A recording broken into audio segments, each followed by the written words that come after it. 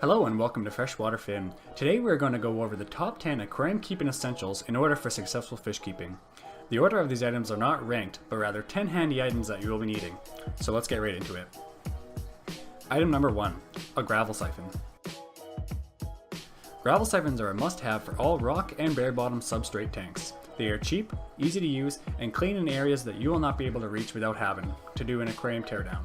This prevents nitrite and nitrate spikes, and resulting water you get from it is great for house and garden plants. They can be picked up for around $10, but if you do not like the hassle of starting the siphon, they also have battery operated and tap suction ones available that prevents the need of buckets. Gravel siphons come in all different sizes, so be prepared to have a couple different ones if your aquarium sizes differ greatly. The larger siphons will have a more powerful current, siphoning more water as compared to some smaller ones. They are also great for filling up buckets, so you can walk away from the tap for a while and scrape some algae off while you are waiting for your buckets to fill.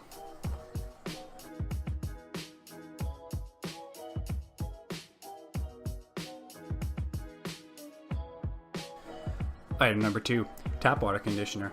If you do not like to wait overnight with buckets of water laying around waiting for the chlorine to evaporate, then having tap water conditioner is for you.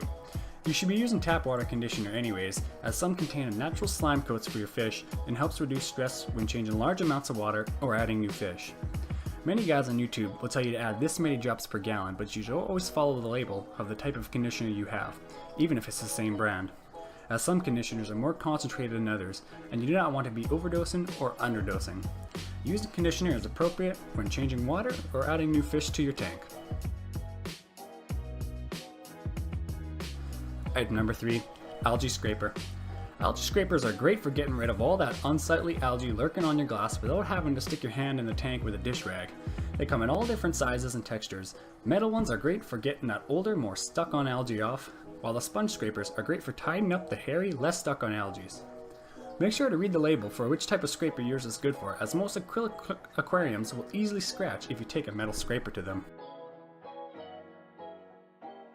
Item number 4, buckets.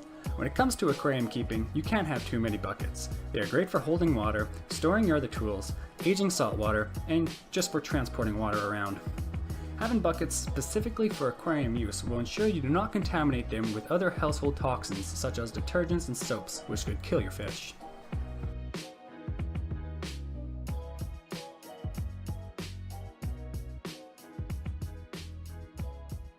Item number 5, aquarium test solution.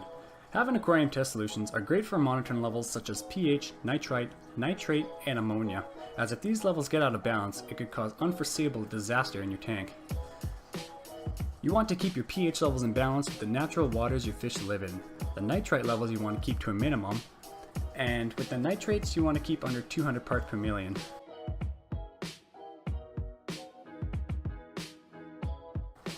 Your bottles will tell you how to mix the liquids, and remember to read the solution in a well-lit area so you can ensure the color of the mix.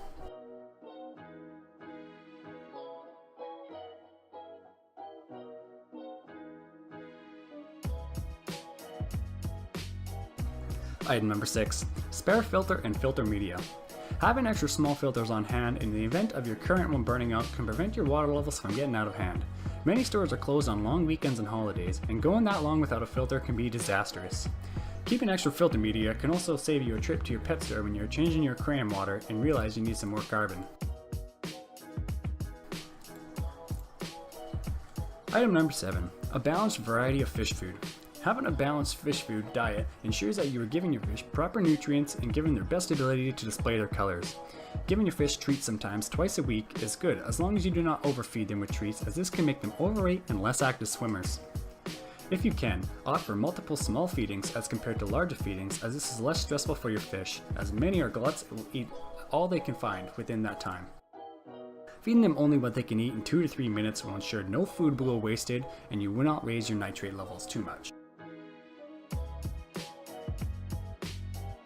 Item number 8, spare bulbs. Light bulbs can burn out without notice and leave your fish in the dark.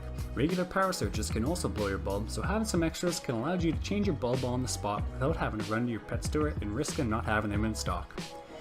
If you have a planted aquarium with special bulbs, the manufacturer may recommend you to change the bulb every 6 to 8 months, as the spectrum the bulb produces becomes weaker with age. even though you may not be able to see it with the naked eye. Item number 9. Fish nets. Having a variety of fish nets for different uses can be really helpful in the aquarium hobby.